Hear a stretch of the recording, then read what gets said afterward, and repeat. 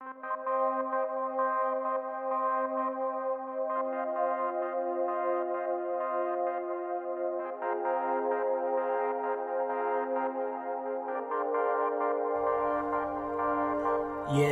we bring reviews of your house. Talk to our dudes of your house. I bring my views of your house. Wrestling truths of your house. We talk to you in your house. We keeps it cool in your house. We keeps it cool in your house. I'm spitting truths in your house. Yes, Mark's hating on his fans. Becky Nish on the man. Play with two like alliance. Household a dangerous alliance. I am a nightmare like Cody. And I'm overcoming like Kobe. No, they cannot hold me. Come listen, I'm hosting, critiquing, I'm boasting. This wrestling I'm knowing.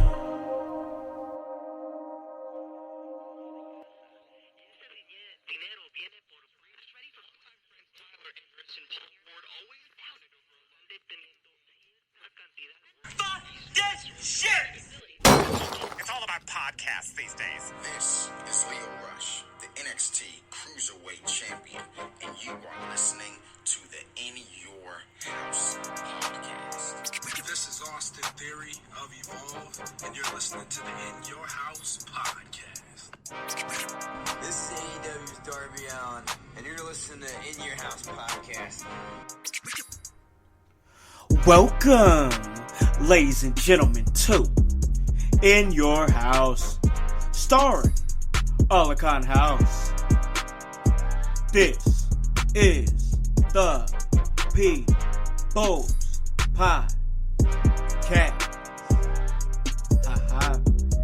Hey guys, you already know who it is. It's your boy, Con, ready to get at work.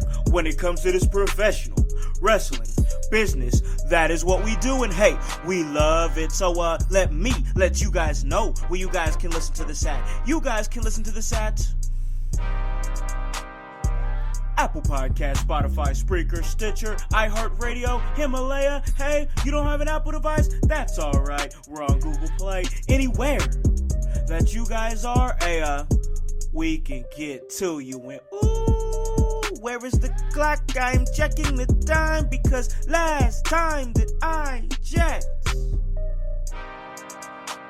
In Your House was the hottest professional wrestling podcast in the Midwest, because we hit them with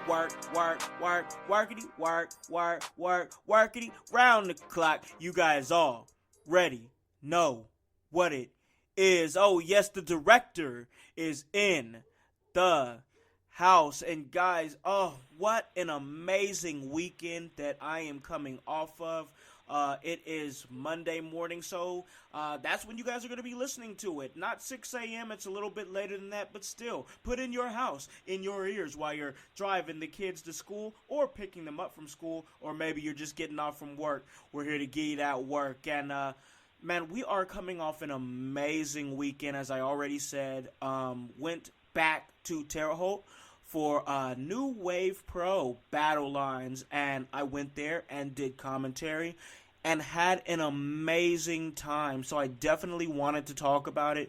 So much crazy things that happened that just made the night memorable. And of course, I had to bring, I can only talk about this from the perspective of being there in commentary, being able to have the privilege and honor to be back in that locker room and talk to pretty much all of the talent that was there, and just be a part of it, being a part of the show, because it's amazing. I'm blessed. That's all I can really say. And I know I've said that on all my social medias.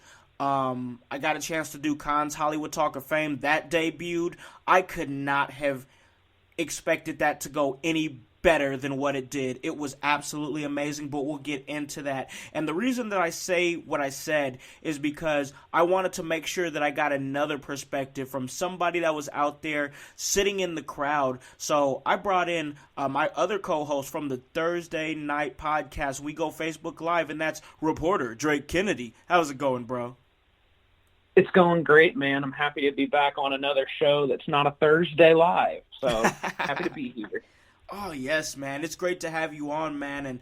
And man, you made the 2 hour trip to go to Terre Haute. You and the controversial mermaid Ariel. You guys came down and watched the show and took it in. And let me ask you this: did you enjoy yourself, man? Yeah, all around it was a wonderful show and a great experience, and it was well worth the 1 hour and 58-minute drive. It was way worth it. Oh, I'm sure. I mean, I agree because just seeing it. I mean, the first show that I went to when I got a chance to do commentary back when they did Anniversary 7 when they brought me in to do that. It was great, and I was telling Hutch, which by the way, Hutch is out on assignment, which means he's working today.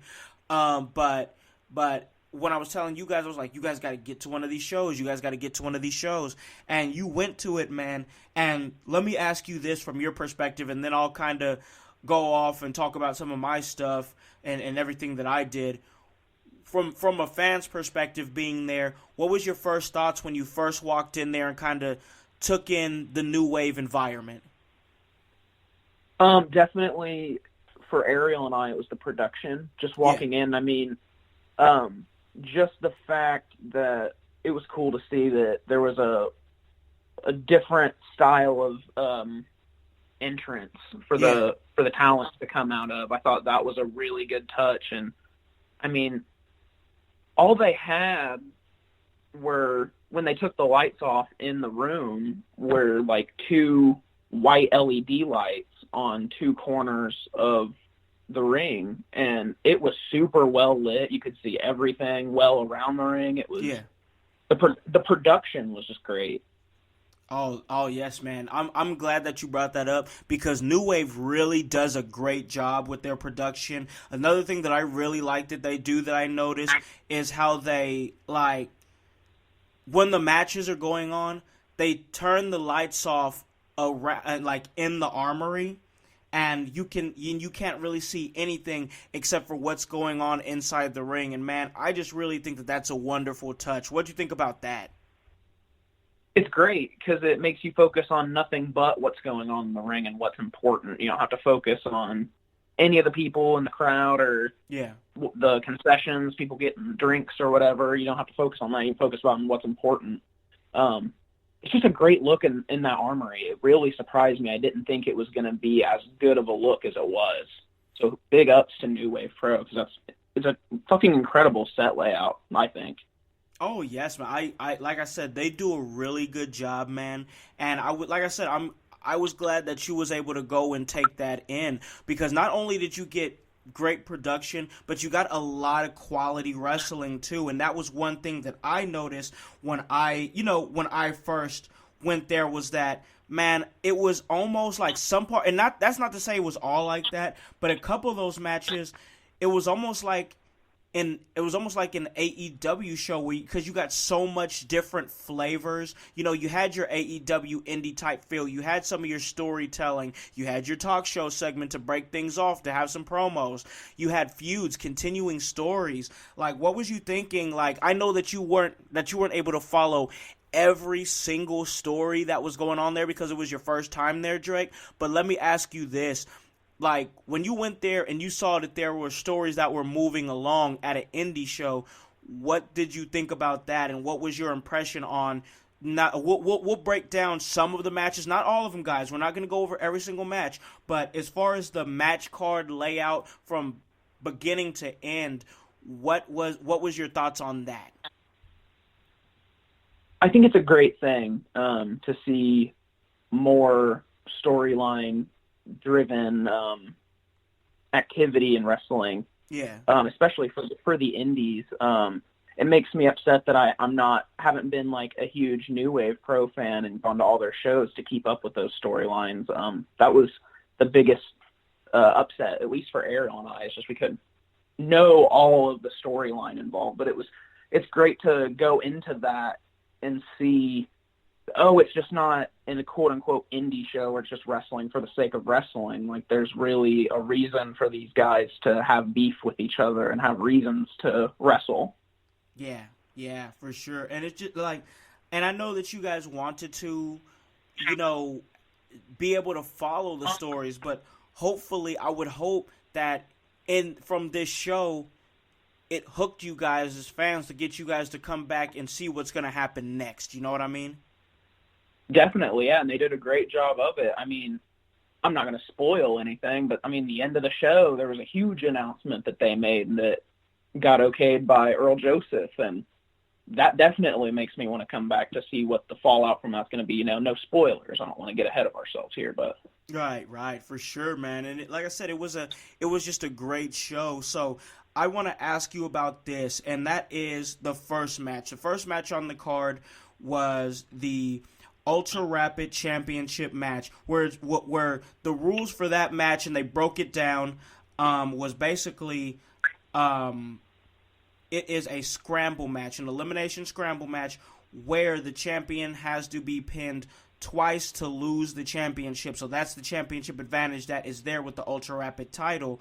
Let me ask you this. When you heard the rules of that match and then actually saw the match that involved champion Aaron Atlas, Johnny Echo was in that match, Taylor Myers, Nate Matthews, and Adam Slade, what were you thinking watching that match as you were taking in the rules and then the action that came with it? Because that's basically like almost like their cruiserweight championship, because it's like the young upstart talent that can fly around the ring, and that's where I really say you get that X Division cruiserweight type feel with that championship. What were your thoughts on that title and that match? it was a hell of a way to kick off the show. Ariel and I were talking about that on the drive back. That's all we discussed for 2 hours was just the show and everything. Yeah. But it was an awesome way to kick off the show. It was super fast-paced. There was 5 men in the match, correct? Yes. 5 men in the match, and, yeah, champion had to been pinned twice. I wasn't sure how I felt on that ruling because I don't think I'd ever remembered a match like that where they had the champion had to be pinned twice, and it was elimination with everyone who wasn't a champion if they were pinned or submitted. Yeah. But I really liked it. It was super fast-paced. There wasn't a dull spot in the match. I mean, I don't typically, if I'm at a live wrestling show, I'm on my phone. I typically don't do that. But it really, like that show, if you're somebody who, is drawn to their phone at a live event for some unknown reason, that would have definitely been a start to a show that would have kept you off your phone and put it in your back pocket. Oh, yeah, I agree with that, man. Because the Ultra Rapid Championship, it's one of the more unique and different titles that you're going to see in the state of Indiana and maybe just the Midwest period, because they do a really good job of booking that championship, and it's crazy because for you to retain that championship, you have to be an opportunist. You have to be somebody that can take advantage, and that's kind of what we saw from Aaron Atlas, the young Titan. He's an amazing kid to talk to, and I talked to him backstage. He's just absolutely amazing. But he ended up retaining the championship. But one thing that I noticed in the match from commentary that he was doing is that he would get out of the ring and that he would get breathers and be able to get a second wind, even though he was able to fly and move fast around the ring. What was your thoughts on seeing Aaron Atlas?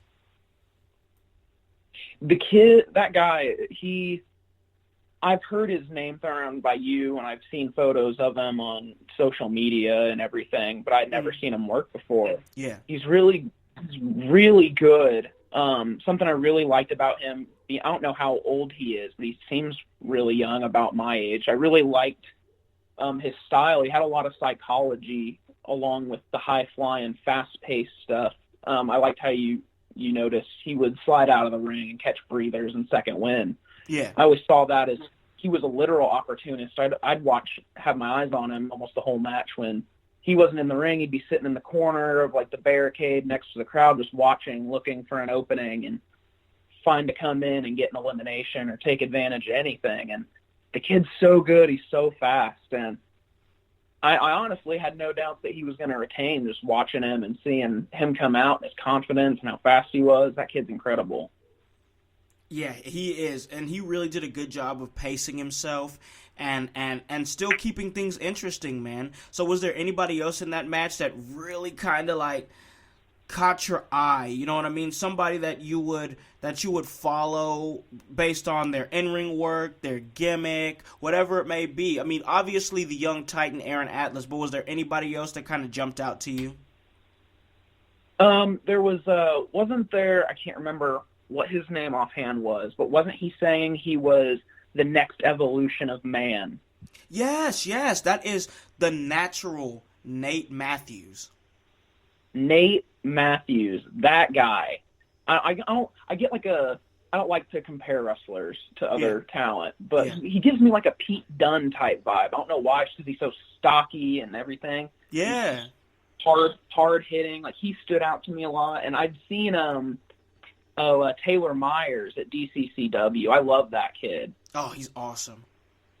Because I love the horror stuff, and I totally get where he's coming from, like seeing his in-ring work. He put some fear into the souls of an audience member. An audience member was getting up to use the restroom during Taylor Myers' entrance, and he caught him. Yeah. And he just got in his face, and that was enough to make the audience members sit back down. He was afraid of him. I love Myers. That guy, he's so good. Yes, man. He's the thing about Taylor Myers is, and he's another kid that I've talked to backstage that I absolutely love, is that this is one thing I say a lot, is that I love the indie style of wrestling, the high flying, but the cruiserweight stuff is now the norm. You know what I mean? That's the standard. But the thing that sets Taylor Myers apart a little bit is that he has a character, and at such a young age, he knows who he is, and I really like that about that kid. You know what I mean? I completely agree. And it's something you're starting to see more of. It seems like day by day, following, wrestling Twitter and wrestling social media, that a lot of these people want more characters. Yeah. Not just talent and wrestlers and these really great wrestlers. They want something extra with it.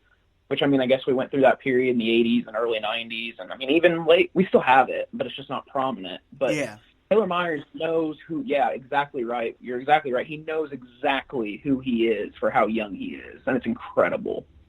Yes, man, I love that kid so much. Definitely looking forward to getting him on the show. Hopefully that's something that's coming up. We're definitely working on that. But one thing I want to circle back a little bit, and then we'll go into the next match here, because I have to talk about this, man. So it was before the show started, and it was when Chris Abel, the ring announcer, came out. He's a great ring announcer, very good at his job.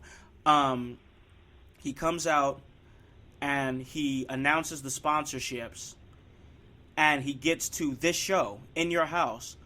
Bro, the pop that the crowd gave to In Your House was amazing. What was it like? Like, I know what I was feeling when I heard it, because in the back of my mind, I was thinking it while I was sitting there at commentary, but I was prepping for the show, but I was like, I'm pretty sure that In Your House got the loudest pop of all the sponsors, and you were out there in the crowd. What did you take in when they said In Your House podcast and the crowd popped? Did you notice it, or what were you thinking? Well, one, it shocked me that they said we were a sponsor, and I thought that was super cool. And not to toot our own horn, but we did get the loudest pop in that venue. And honestly, for you, it hit me because this is your brand, and this is what you started, and you're putting your heart and soul in, and it was your birthday, you're working a show, and you get that huge pop. It brought tears to my eyes, honestly. Oh man, I was sitting there trying to just focus on working, but I was like, a little lump in my throat. I'm like, I can't believe that. You know what I mean? Right, completely. I'm in the same boat, other than I wasn't working. Right. No, I understand, but it was like, I wanted to hear your thoughts on it, being in the crowd and feeling that pop, because I felt that, I was waiting for him to finish up to see if anybody else got a louder pop, but then when it was done and finished, I felt that pop in my heart, and I just, crazy. Thank you to everybody at Terre Haute that notices what we're doing, man. That's so crazy, because I put in a lot of work, Hutch does, Drake does, Docs does, Miss Fabulosity, the Controversial Mermaid, Ariel. We've worked really hard, Don P. We've worked really hard just to get to where we're at, and that pop just kind of let me and the team know that you guys noticed, and that was a beautiful moment, man. I completely agree. It was it makes, I mean, this is, if we got no recognition and no viewership doing this thing, it wouldn't make any difference to me, because it's still talking to friends and fellowshipping about things we love. So, yeah. But just that little hop, just, it really cemented everything. It's like, well, it's really cool. People notice. It's cool that people notice. Yes, man, it really was. I had to talk about that because it was something that, and it really didn't, like, it struck me. Like, I heard it in the moment and I enjoyed it in the moment, but it was almost like I felt like I could have enjoyed it in the moment more, but it took me by it really took me by surprise that I was kind of like, I had to do some processing, you know what I mean? I had to process what that moment was. I completely understand that. Yeah, a lot of processing was needed for this night in general. That night was, I'll never forget it, but we'll get there. Oh yeah, absolutely unforgettable night. But man, we had some women's action, and I always love to call women's action. That is what we're here in 2020, man.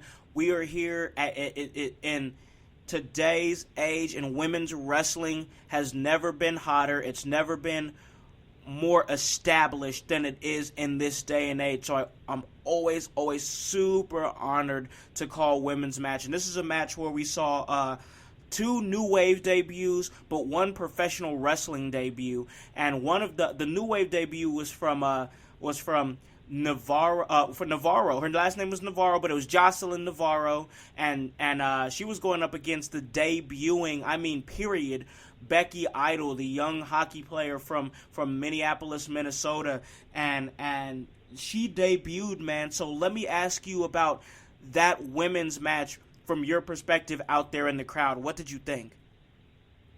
It was wonderful. I love watching women's wrestling. It's so great to see where women's wrestling has come from the divas of early to mid 2000s to where we are right now in 2020. It's absolutely incredible. It sucks it took so long, but it's awesome. Yeah. And those girls killed it in there. They were awesome. It's Navarro, right? Jocelyn Navarro? Jocelyn Navarro, yep. Man, she did not let the crowd give her any shit. She was mean. It was incredible. She's so mean. I know. It was incredible. She would not let anybody boo her. Oh, my God. I loved it. Her fan work, or anti-fan work, I guess, was fantastic. She's so mean to the crowd. I loved it. Yeah, you're right, man. She's super mean to the crowd. She's got the thing I really like about Jocelyn Navarro is that she goes out there and like she has that black girl magic attitude, you know what I mean? Like she is just straight up, I'm not, you know what I mean? I'm not here for any of your bullshit. I'm here to take this victory, and once I win, I'm not going to be graceful about it. You know what I mean? She was not graceful with victory, bro. No, she knew what she was going to do. She came in there, she went in there to do work, and she got it, and she didn't give a shit what the crowd thought about it. She was in there to do her job, and that's it. Yes, and I love it. So good. Man, we're living in a day and age where and things are starting to shift now because of course you got your Jerichos and your MJFs, but we're transitioning from a day and age where heels want to be liked, heels want to be cool, they want to be the cool heels. I didn't get that vibe from Jocelyn Navarro. I got the vibe that she was there to tell that crowd, I don't give a shit about you at all. I'm here to win and get the fuck out of here because you guys in Terre Haute, Indiana make me sick. Definitely, and I'm with that. I mean, not to tangent off too hard, but it's like NWO really did a lot of bad guy, quote-unquote heel wrestlers in of wanting to be cool and still wanting to be liked and being over, quote-unquote, with the crowd and everything instead of, being that mean, nasty heel that will yell at the crowd and just not give a shit because you're there to put the hurt on and leave and get paid. Yep. And she's exactly that, and it's refreshing to see. She didn't want to be liked by anybody. She didn't care. If she was liked, doesn't matter to her any. She's just there to win and get bread. So Yep. I like it. I dig that too, man. I dig that too. You know what I mean? It's the same thing when we interviewed the original Sins. They're the same way, and that's, like you said, it's refreshing. It's nice. I love it. But what did you think of the debuting Becky Idol, the young hockey player from Minneapolis, Minnesota? She was debuting. I'm sure even with taking the loss, it was a magical night for her. What did you think of her from your perspective? And did you know that she was debuting? Could you tell? No, I didn't know she was debuting. I could tell she was a talent before the show just because the way she was walking around and talking to people in the crowd, the way she held herself. Yeah. So I figured with the way she was talking to people within the audience before the show starting that she was a regular and everybody just, wanted to talk to her and everything. I had no idea she was debuting until now. But she was great. She was wonderful. Really seemed like really white meat baby face, big smiles. Yeah. The crowd loved her. I mean, even if it was her debut, they were all over her. Man, it was just great. Yeah. Just having outstanding. That match was just so good. I mean, I can't find any complaints about it. They were working snug. They were working really good. I agree with that, man. And for me, man, I think both girls have very bright futures, but in different ways. When I see Becky Idol, she's obviously a good-looking young lady. You know what I mean? Pretty smile. But she goes out there and she's like the tough chick the girl next door that you can watch, that you can have a beer and watch the football game or the hockey game with. You know what I mean? That's just the vibe that I got, and I really liked it. I think she has a super bright future, and she has a look about her, bro. Yeah, I completely agree with you. They're both they both smell like money just looking at them in the ring. They could both go a long, long way in their careers because they're both really talented and both really different ways. They're awesome. Yeah. Yes, man. Just amazing. Good luck to both those young ladies in their future. You know what I mean? And women's wrestling is amazing. It's I love it. Like had my homegirl there, Ava Lee. She just won the women's championship over at Upstart. So great moment for her. She's another one of those young ladies that has a bright future. Ava Lee is an amazing young woman, and Becky Idol, Jocelyn Navarro. These are girls you need to look out for. Another young lady that I was trashing her on commentary, but we're not talking kayfabe. We're talking a shoot, and that's Miss Allie, who is the manager for the Tag Team Champions High Society. Talk about a young lady that knows how to draw heat, and it did like the women's division in wrestling and specifically in New Wave. They're gonna be okay. It's definitely, they've definitely got it in good hands with some great young women who have a bright future. So moving right along to this poor soul Jay Martin that had to go up against the 7-foot Paxton Calloway. Bro, what was you thinking when you saw that massacre?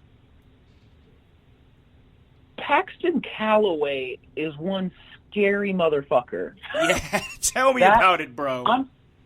I'm genuine. I'm generally not frightened. I mean, I'm not a big guy or anything. Most people don't scare me. Yeah. If I caught that guy anywhere, I mean, even in there, he's walking around, I wouldn't come close to that man. That man could crush me by just looking at me.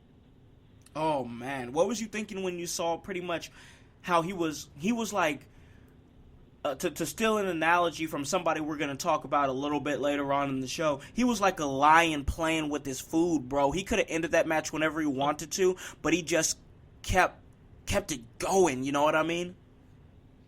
Yeah, he really was. He was really playing with his food. It was I keep saying it, but it was scary to watch. I wouldn't want to have the job of being in there with that 7-foot giant because, good Lord, he was just throwing him around like he was a dog toy.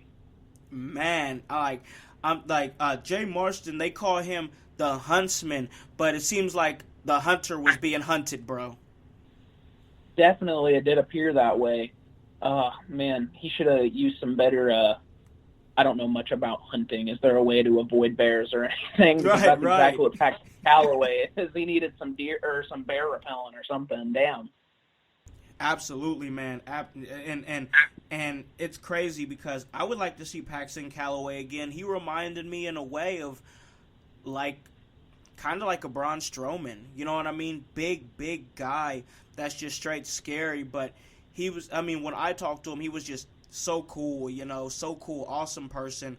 But moving right along, they had a little tag team match here, a fatal four-way tag team match, and I really enjoyed that myself. But we're not talking about it from my perspective. We're talking about it from the fans' perspective, which was you there, Drake, and that was the Gingerverse going up against No Coast, the champions, High Society, and it was supposed to be SB and Solomon, but Solomon Tupu found a new partner, and the familiar Max Sterling that we've seen several times. What was your thoughts on this Fatal 4-Way Championship match for the tag titles? It was a great showing. I was a little concerned, honestly, that it was going to be a little too much of a cluster being a 4-way tag, but it wasn't at all. Those guys worked out that match wonderfully. High Society, though, those guys are assholes. Yeah. Well, you got to think about it. They come out with that. What was I calling her? We was calling her a lot of names. We called her a Jezebel. You know, we called her a back alley bird. We were calling her so many different names on commentary, Miss Alley. But once again, like I said earlier, she was good at drawing heat, and that contributed to the assholes that those guys are. Oh yeah, because she didn't give a shit what the crowd thought. She's sitting there yelling at the kids in front of us, telling them that they're cheering the wrong people and booing the wrong ones. Oh my God, it was great. High Society there were kids in front of us with Stefa Fatu 8x10s that were signed, and they were trying to get them to tear them up. You're cheering for the wrong people. You're supposed to be cheering for us. There's assholes. I love it. Oh man, so I guess those are the guys that stuck out for you. Then did any other team really stick out for you? I know you've seen Max Sterling a few times, so it was probably good to see him again. But was there anybody that stuck out for you besides, of course, the obvious that is the tag champions? It was a huge surprise to see Max Sterling. I didn't expect it, and he got a huge pop coming out. It was awesome. He had a great showing. Oh yes. But the Gingerverse really stuck out to me, definitely. Yeah. Mainly because the controversial mermaid's a ginger, and she wanted to go manager for him. Yeah. She fit in perfect. Yowie wowie! She would fit in perfectly with him, wouldn't she? Mm-hmm. Oh man. See, but here's the thing about the Gingerverse. I know for a fact that the more that you see them, the more you're gonna like them, because you talk about gingers not having souls. Those motherfuckers are sick. I mean, just completely completely twisted, man. A bunch of twisted dudes. Because on commentary, my broadcast partner, Michael Kirkman, he was telling me that one of the guys there in the Gingerverse, this guy, man. He has fed, I think, Drano to somebody in the ring. Excuse me, repeat what you just said one more time. I had to hit it twice. I had to skip it there. He has fed somebody Drano, this sick son of a bitch. What the hell? Yes, they are Drano? Drano. Oh my God. Yes. What a sick fuck.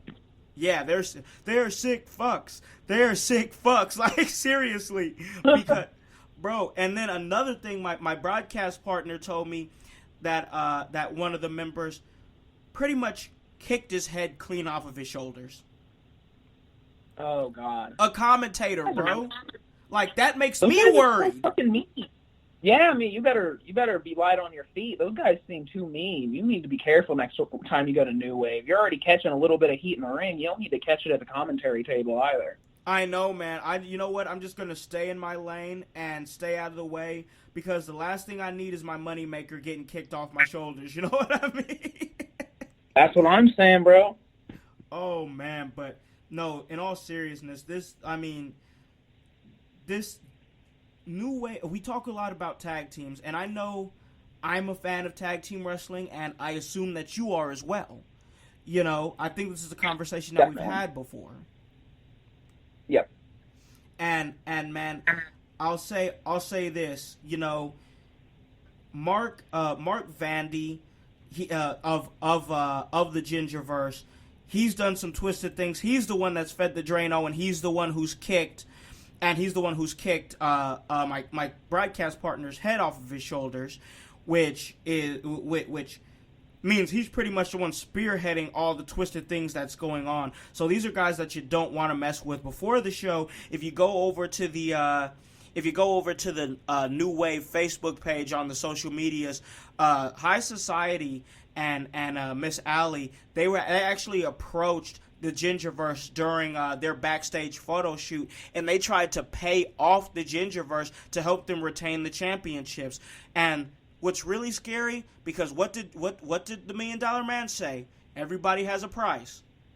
Not the Gingerverse. They threw the money back in High Society's face, and they came for the smoke, bro. What was you thinking when you saw that? It was incredible. It was the hired hitmen that wanted more money. They didn't get enough to do that type of job. It was great. Like we were talking about earlier, it's furthering storylines, and it's just little shit, and it matters, and it makes the match so much better. Oh, thank you for saying that. You said it. I say it a lot on the show. Go back and listen to the old episodes, guys.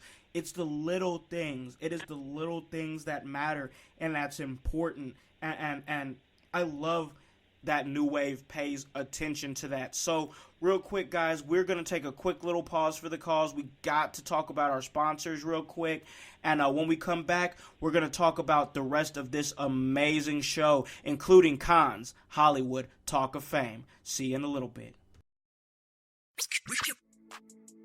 Hey guys, this is the director, Khan House of In Your House, and this episode is sponsored by Podcorn. Podcorn is a marketplace connecting podcasters to amazing podcast sponsorship opportunities such as host read ads, interview segments, topical discussions, and more. With Podcorn, there is no middleman. Podcasters of all sizes can browse and choose opportunities right on the platform, set their own rates, and collaborate with brands directly without any exclusivities. You never give up any rights to your podcast, and Podcorn is here to support you at every step to ensure you're protected and compensated for the work that you do for brands. The marketplace mission is to give podcasters transparency, creative control, and freedom, and full control of how and when they monetize. So check the show notes on this episode and you will see a link to www.podcorn.com/podcasters. But now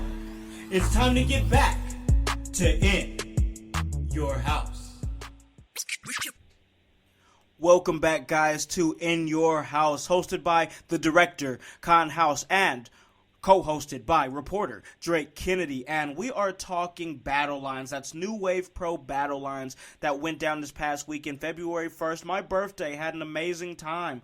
And now it's time to talk about something huge that happened in this show, man. Huge that happened. And I'm not just saying that because this was my segment. This is my part of the show to debut and come out and do Khan's Hollywood Talk of Fame for the first time ever at New Wave Pro, which was so surreal.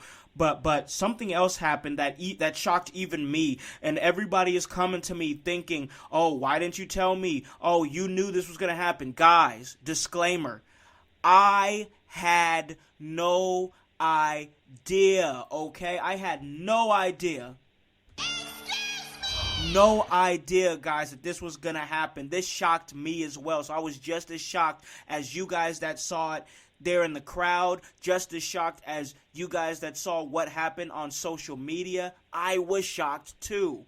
So it was crazy. So I come out and I'm doing Khan's Hollywood Talk of Fame, and it was absolutely amazing. I mean, to be able to come through that curtain and get the response that I received, and bro, having my own Titantron, it was amazing energy and like the electricity, like I felt it surging through my body.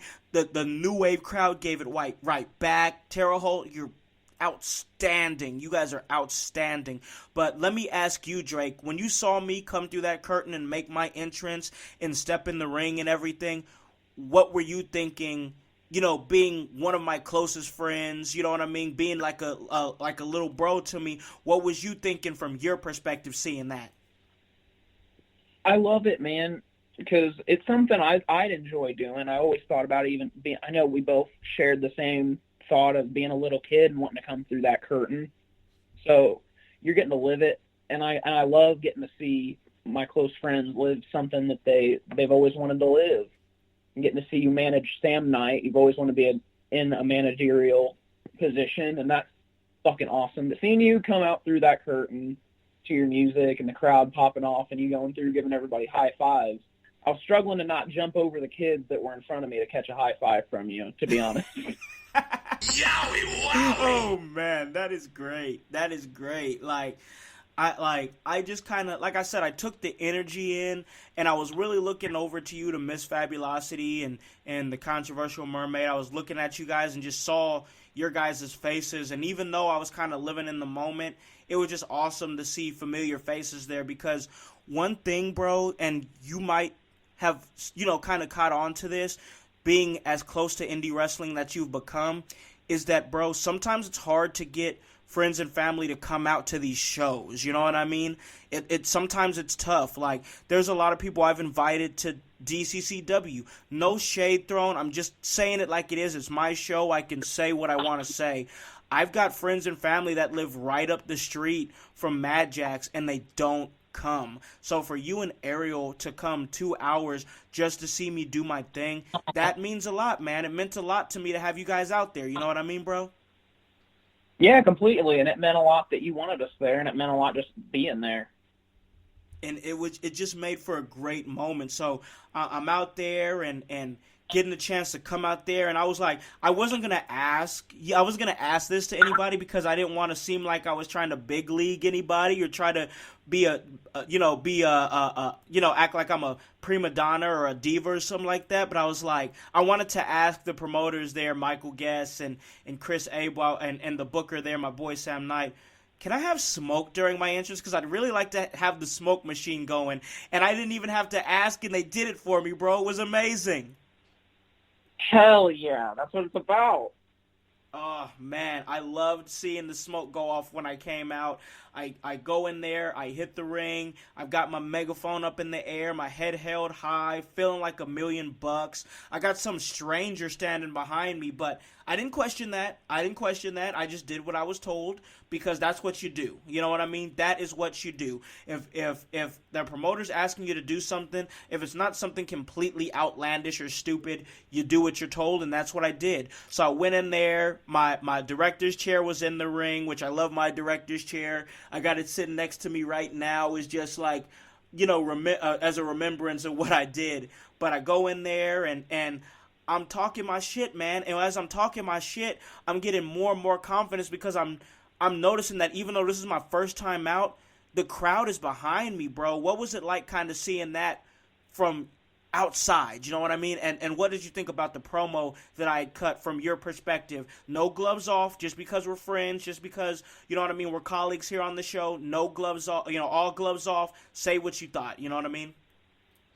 It fucking sucked, Con. Damn it! Yowie wowie! I'm just ribbing you. It was nice. It was awesome. You cut up a hell of a better promo than I could cut in there. But I don't know, man. Damn, I don't really have words because it's all emotion. I guess it's hard for me to really put that into words. But it's incredible. It was so cool to see the crowd back you and be cheering with you and chant. You shouted out Kobe and the crowd chanted Kobe with you. I was so glad they did that. You and Sam coming out in the Mamba Out shirts. Yeah. Such everything was it. It just felt so special. Yeah. All of it did. Oh, It was a man. great debut for you. I'm happy Oh. for you. It's fucking incredible. Thank you, bro. Thank you so much. I was happy. I was happy to do it. You know what I mean? I was happy to do it. It was just a blast. I had a great time. And then my guest, Big T, Thomas Moore, the Cowboy Up. He comes out and we're talking about what happened with him at the last show that saw Blake Reed pretty much take him out, and during the champion or after the championship match that happened at Anniversary 7. And who comes out? Because we both know every time the Talk of Fame goes down, shit goes down too. I can never ever get through a Talk of Fame and shit not go down, bro. And the same thing happened here. So the big bastard, the Windy City Saint Blake Reed comes out. And when you saw him come out, bro, what were you thinking? I was fearing for your damn life, Con. That masked figure that was with you in the ring, I was hoping you were just going to end up behind him, cowering in fear, sliding underneath the bottom rope. I didn't want to see you get hurt by that man. That is one scary, scary dude. Much like Paxton Calloway, that guy is scary. Yes. Oh God, yes. So this man, Blake Reed, comes in the ring, and without hesitation, he just starts throwing hands with Big T, and I'm over here like, oh God, here we go, another talk ruined. Every single time I can't get through a talk, all I'm trying to do is interview people for my next major motion picture. I told Big T I was looking for a John Wayne to be in my next major motion picture, which is a Western, and this happens, and then pretty much half, if not almost the entire roster comes out to try to stop Blake Reed, and a melee ensues, bro. And that was very, very scary for me. And the next thing I know, I'm getting my little Puma tracksuit grabbed up by this behemoth of a man, and bro, I think I saw my life flash before my eyes twice. What was you thinking when you saw me get grabbed up, bro? Like I said before, I was afraid that you were going to get crushed. And, oh, my God, it was scary. You could see genuine fear on Kayla, Miss Fabulosity. It was 10 out of 10. She was recording the whole thing, screaming, let him go! Let him go! It was so good. But, man, you can't get through one of those things without causing some sort of heat. Oh, man. It's like I'm trying to just do the best I can, but every time I go out there, like, the other guys, they just hate me and want to see me get hurt. And I don't know why. I'm just minding my own business. But thank goodness that, and we all know where I'm from. I'm from LA. I'm from Los Angeles, California, the city of angels. And thank goodness I had an angel looking out for me. Well, maybe not an angel, maybe another spiritual type figure, you know what I mean? Because the masked man takes off his jacket, and he's pretty well cut and well put together, and he drops a very familiar elbow on Blake Reed and drops him instantly, and the mask comes off, and it's none other than the Pope, Elijah Burke, former WWE superstar, TNA star, commentator, current star on NWA Power, and of course, my co-host, I co-host for him on Pope's Point of View, the podcast that is 45 minutes of fire. You can catch it every Saturday at 9:05 a.m. And I was in complete shock because, once again, guys, I had no idea. So I have to ask you this, Drake. I have to ask you, when you saw that the Pope was there, what in the hell was going through your mind, Miss Fabulosity's mind, the Controversial Mermaid? What were you guys thinking and verbalizing when you saw that?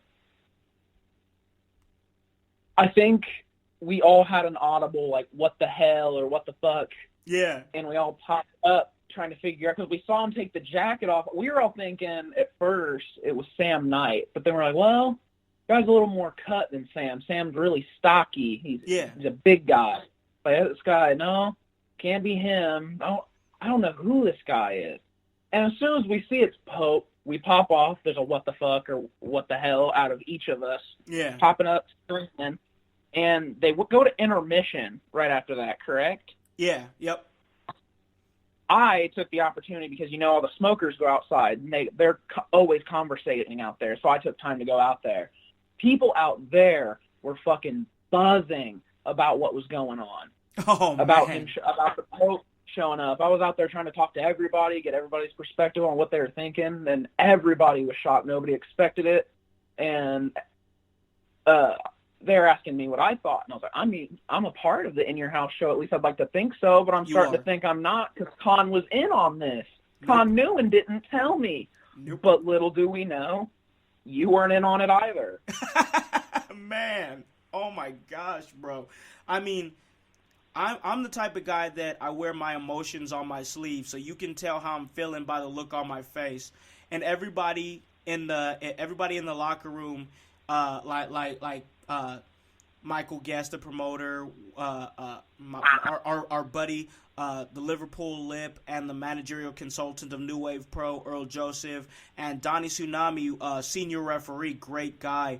He was like, the look on your face was priceless, and I know it was, because my jaw just dropped, bro. My jaw dropped when I saw Pope showed up. Mine too. I think everybody in that Armory jaw dropped. It was nuts. I don't even have words. It was so shocking. So shocking to see that huge elbow and him rip that mask off, and to see your jaw hit the floor while you're leaning up against the ropes for safety. And to see the relief that went through your body, it was like, oh, I'm safe. Pope's here. I'm not going to die today. Maybe another day, but not gold. today. Oh, it was so good. It was so fun. I loved it. Oh, man. It was amazing, and I embraced Pope. You know what I mean? And it's just, we talked backstage, and he just gave me so much good advice. And when I see him as like a mentor, man, because he was a fantastic commentator. I'm aspiring to be great at commentary, but the biggest thing is that he's like Pope. There's a lot of great things about Pope, but one of the biggest things and one of the best things about him, if not the best feature that he has when it comes to the professional wrestling business, is being a mouthpiece in storytelling. So I see him as a mentor, because those are both things I'm very, very interested in. And plus, he's very character-driven. And obviously, he's the Pope. I'm the director.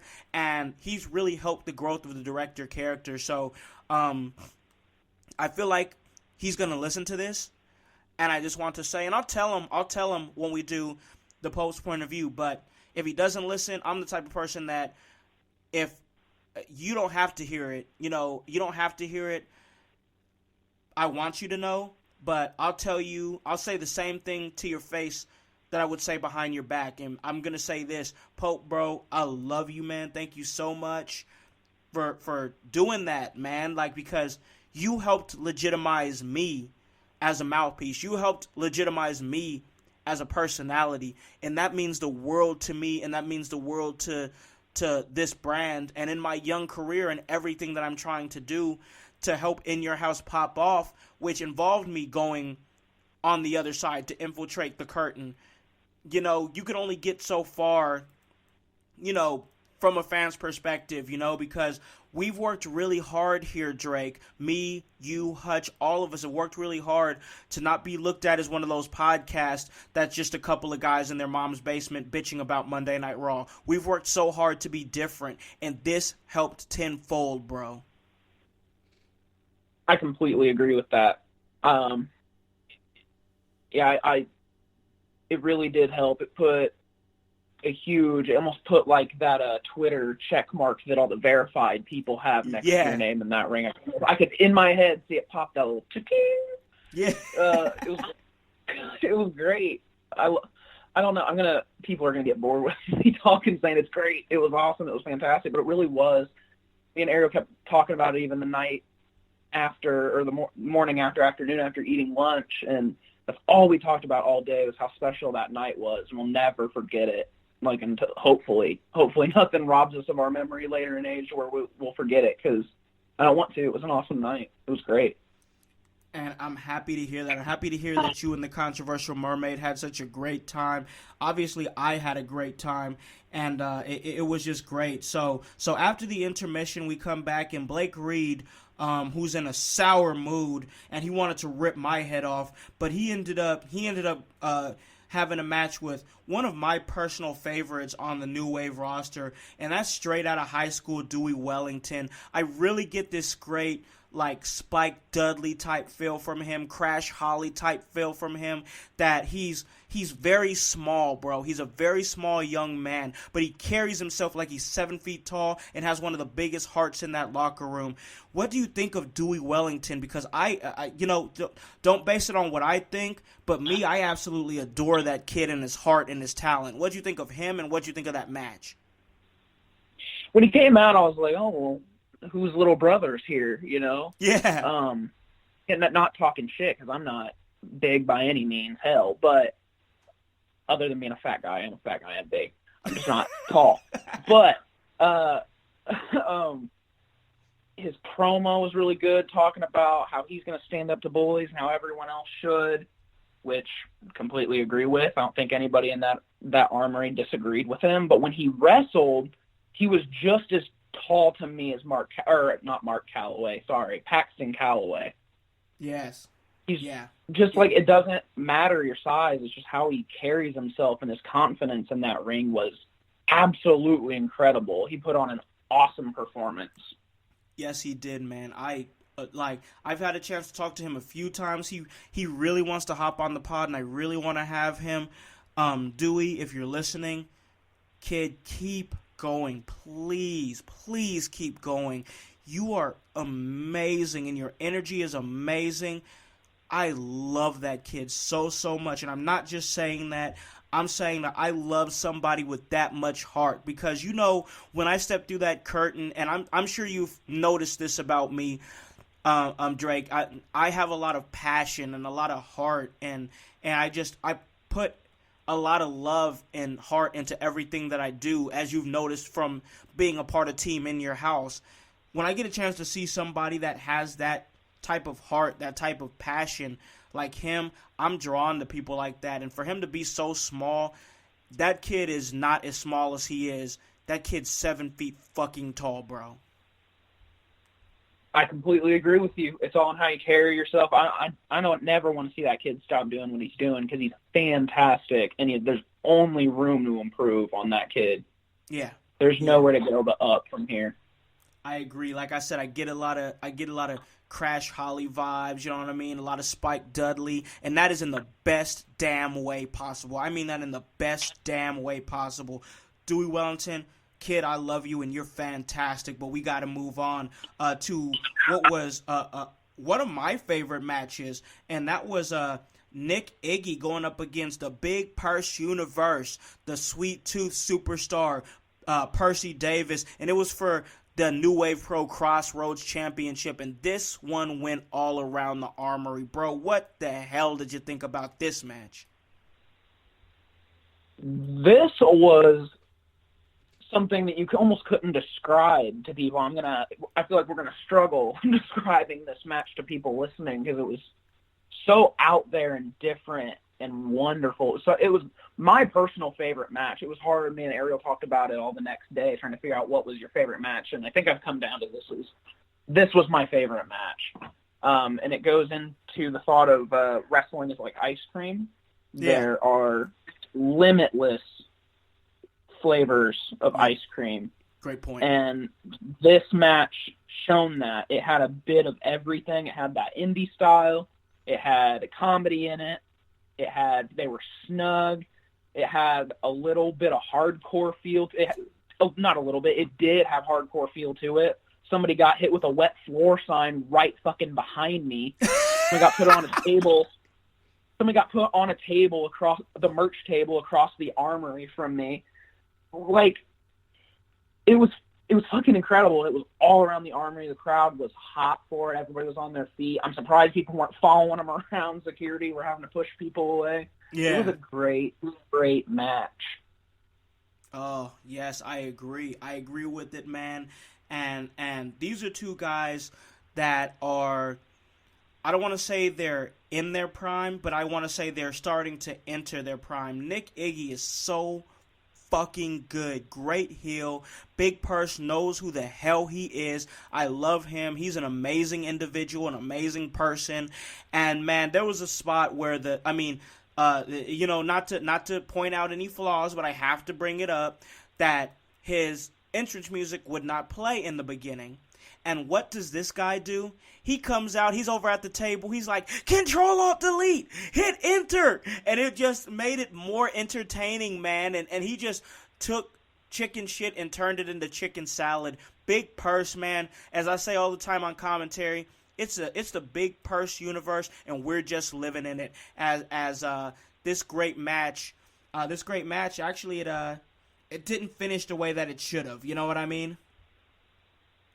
Right, I agree. We didn't have a definitive finish.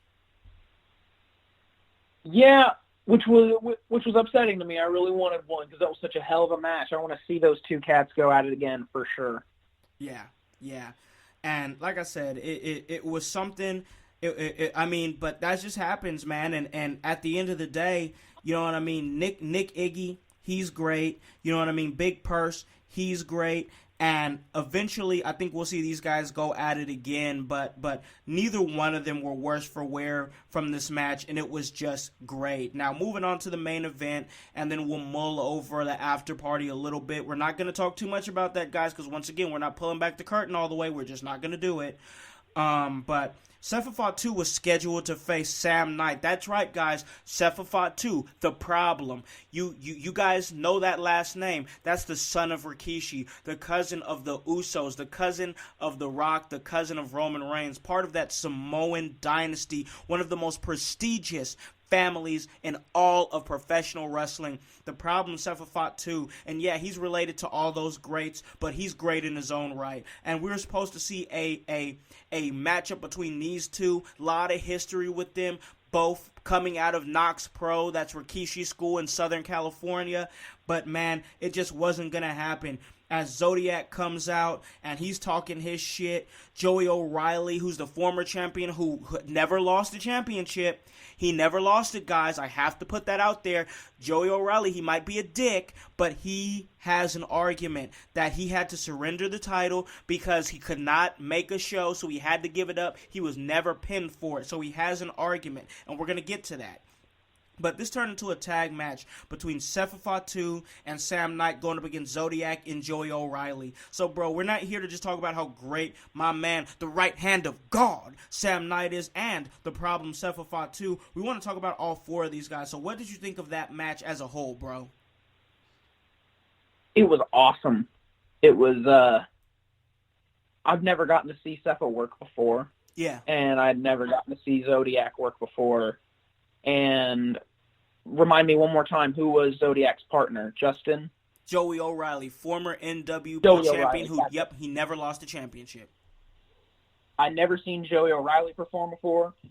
All those guys are wonderful. I've only seen Sam work, but all those guys were so good. And what an incredible main event. They had the crowd on the edge of their seat. They had the crowds chanting back and forth. It was an awesome showing. Oh, yeah.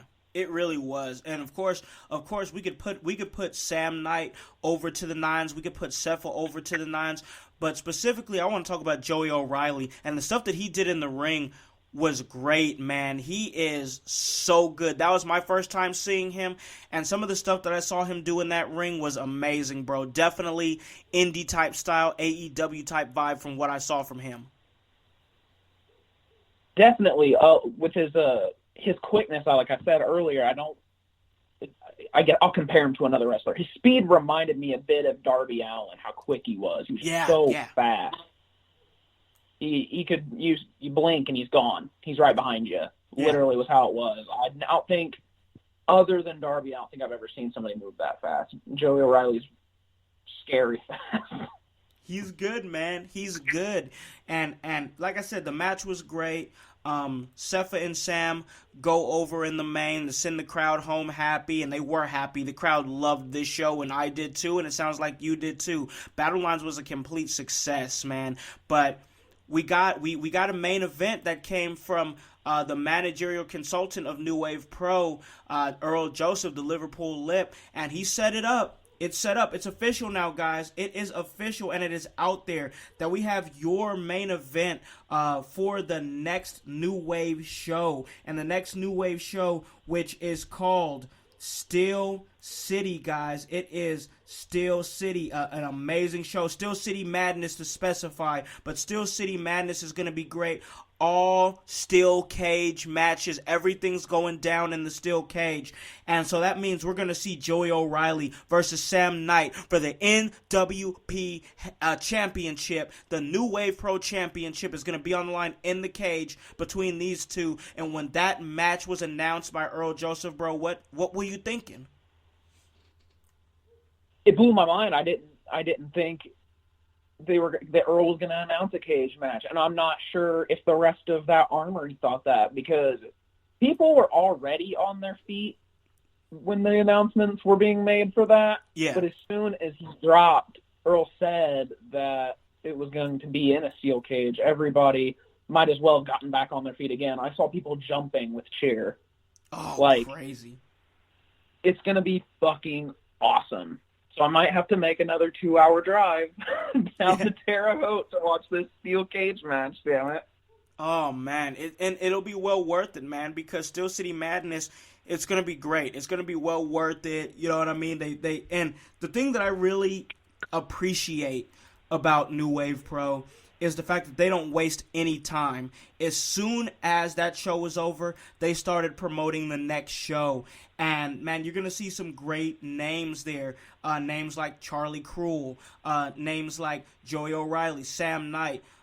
Shiloh Greaves is going to be there. Paragon is going to be there. That's another name. Colt Storm, somebody who's recently been on 205 Live. Not to be confused with Corey Storm. Colt Storm is somebody else that they're both Storms who've been on 205 Live, so I see how it can be confusing, but no. Colt Storm is another one that you guys need to look out for. He's amazing. It's just going to be such a great night. Such an amazing show. And you guys already know what it is.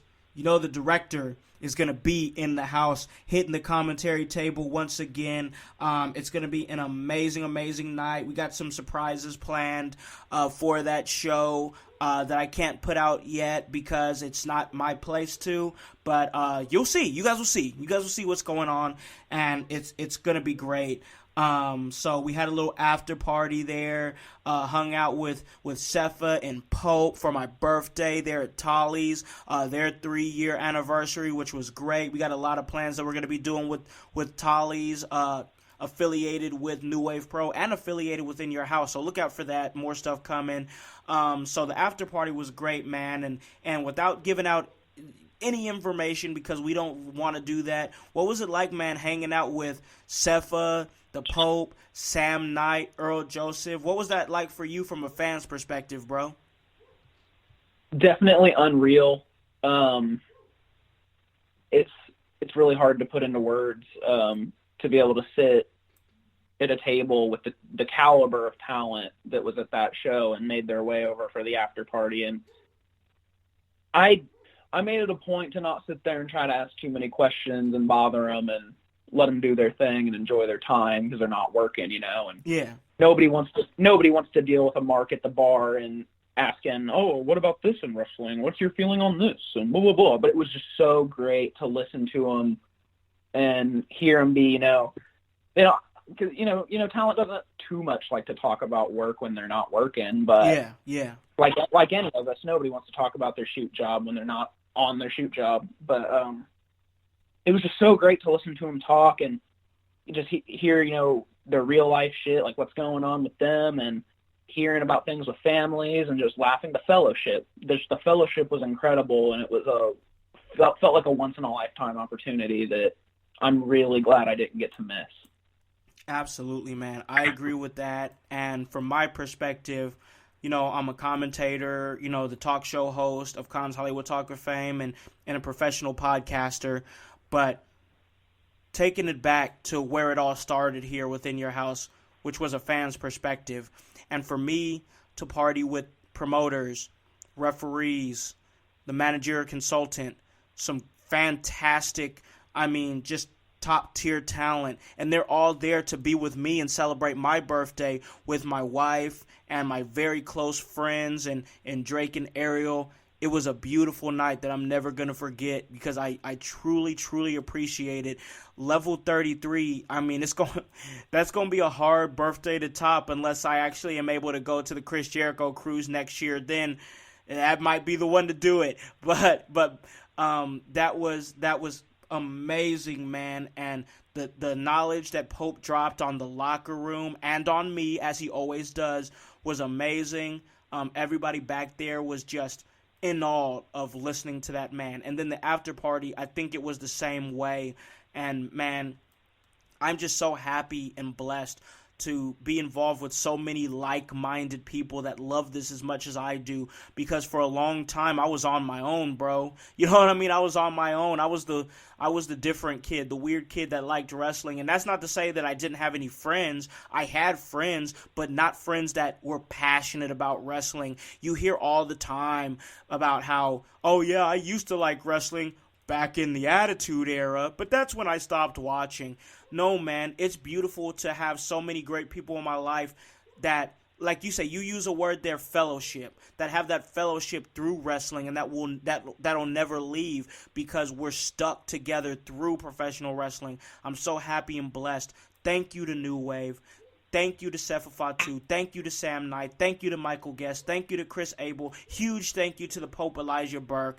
Just everybody. Donnie Tsunami, Earl Joseph. Thank you.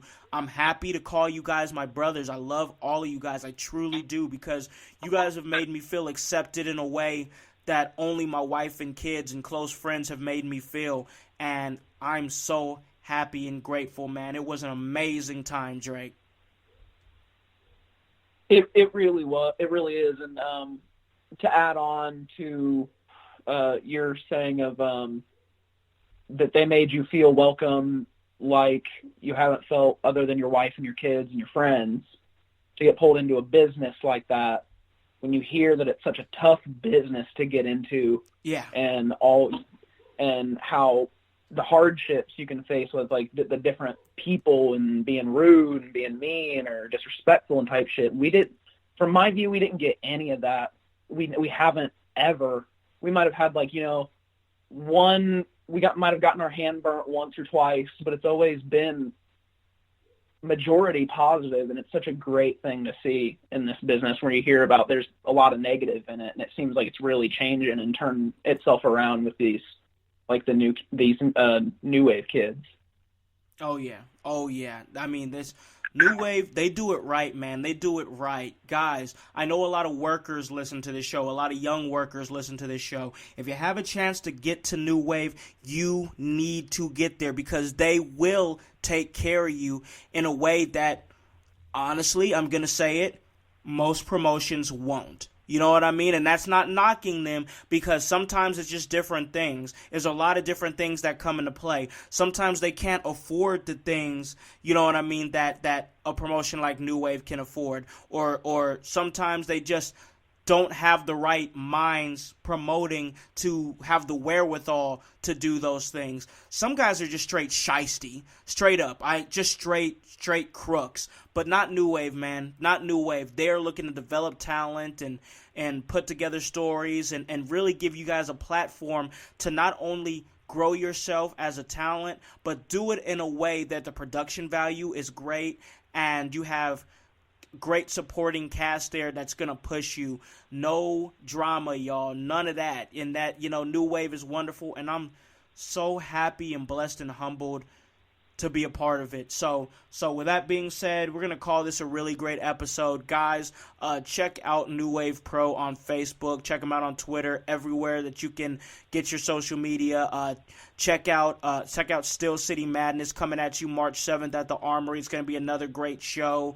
And you can catch me there. And you can also catch me at Upstart Pro for the DDIT That's Dynamic Duo Invitational Tag Tournament. That's going to be going down on February 29th, and that is in Indianapolis at Christian Park. I'll give you guys more information. I'll be sharing it. But Drake, go ahead and you know what time it is, man.